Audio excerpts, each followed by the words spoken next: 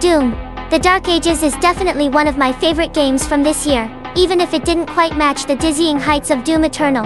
But, with its latest update, ID Software's action-packed prequel may have taken two thundering steps toward the quality of its predecessor. Update 2 brings one massive new mode to the game, joined by an array of small but significant adjustments to the prequel's combat system.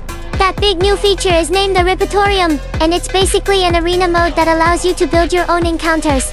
The mode comes with a detailed encounter manager that lets you adjust the number and type of demons that spawn, and the amount of waves those demons will spawn in. You can also specify a time limit for the encounter, or toggle endless mode to keep the fight going until you run out of interest, energy, blood.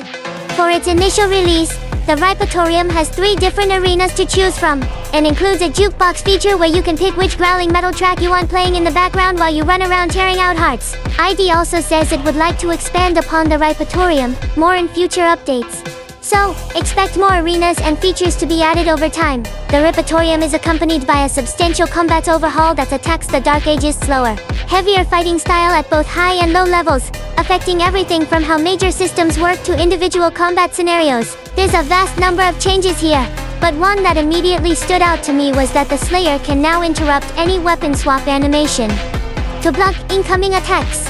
While by no means a deal-breaker, being swiped at by demons while switching weapons was definitely a nuisance when I played the Dark Ages back in May, so I'm glad this has been addressed. Other improvements include faster weapon swap speed, a new slider to adjust the slow motion effect of parries and melee attacks, and improvements to the dragon and mech sequences of the campaign. As for those combat encounter tweaks, these primarily affect Acts 2 and 3 of the game, mainly adding more enemies to late game fights. Since the Dark Ages combat plateaued a little early, adding extra spice to those later levels certainly won't go amiss.